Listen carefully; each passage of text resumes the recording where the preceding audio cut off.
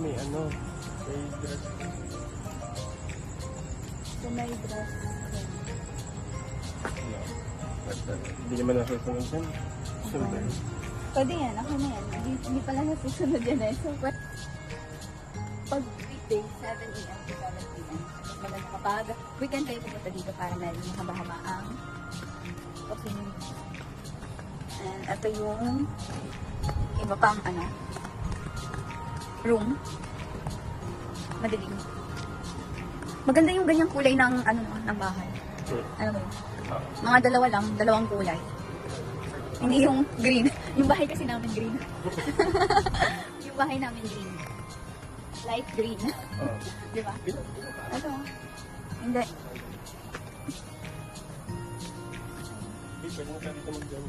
Gusto mo ba dito? Wow. Nagpaplano na siya. Ay, pwede tayo magtanong. So, ayan. Oo. Sabi ng ate ko. Baka... Talaga? Ay, may ano nga, oh. May private car. Ayun. So, malapit na guys. Ayan. Tapos malapit lang yung simbahan. May simbahan pa. So, hindi na magpupasyon si mami. Tapos, sa entrance pa lang, kainan na. Oo. Ayan. Ayun na yung cake.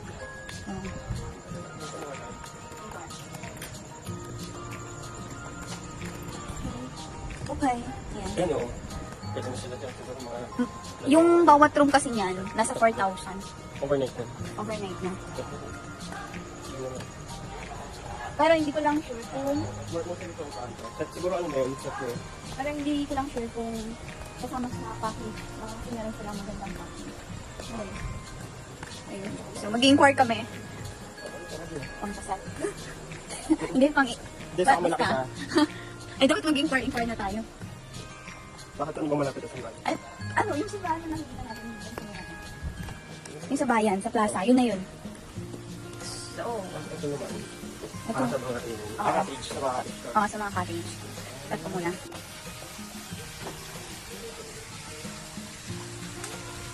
Ayun. Pang day tour.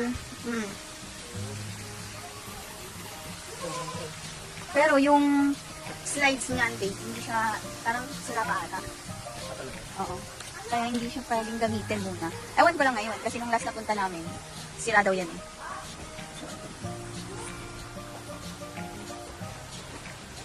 Malaki ba?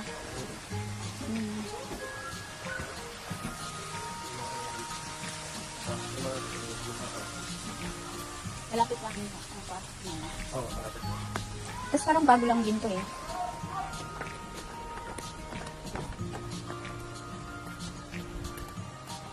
Ano, maganda na. So, nandito kami sa I Love KCR. Kabalian. Ano yung C? Carlos. Mag-inquire tayo. Punta tayo dun sa may admin office. Yun na. Ano na din ito? Yun dun. Sa pinakaunahan pa. Hindi pa yan eh. Dun pa. Yung malapit sa... Ay, ito. Dun. Event. Ganda din dito na dun.